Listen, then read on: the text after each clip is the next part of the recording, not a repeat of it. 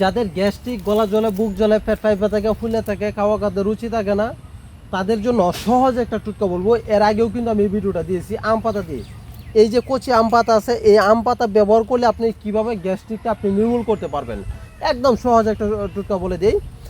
এই যে কচি পাতাটা দেখতেছেন, যদি আপনি বাতি পাতা নেন তাহলে কিন্তু হবে না, আপনাকে এই কচি পাতাটা নিতে হবে।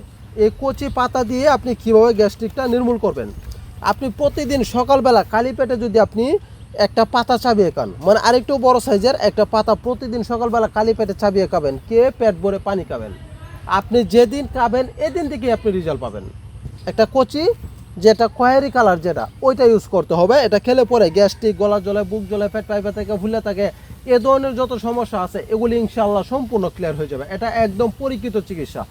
এবং এই যে এটার যে বাতি পাতা, যেটা এই পাতাটাকে যদি কচু আম পাতা যদি আপনি পুড়িয়ে ছাই করে নেন, ছাই করে নারিকেলের সাথে মিশিয়ে, নারিকেল তেলের সাথে মিশিয়ে, যাদের পুড়ে যায়, আগুনে যদি কোনো জায়গায় পুড়ে যায়, তাহলে ওই পুরা জায়গার মধ্যে যদি আপনি এটা লাগান, তাহলে দ্রুত আপনার এই পুরা গাটা শুকিয়ে যাবে।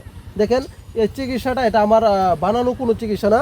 আমার হাতে যে একটা বলেছে আদি ও আসল ভারত ও বাংলাদেশ আলোড়ন সৃষ্টিকারী 100 বছর 1000 বছর পূর্বের লোকমান হেকিমের হেকিমি কবিরাজি ও আয়ুর্বেদিক চিকিৎসা বিজ্ঞান, এই বইয়ের আপনার কত পৃষ্ঠার মধ্যে আছে, 244 পৃষ্ঠার মধ্যে।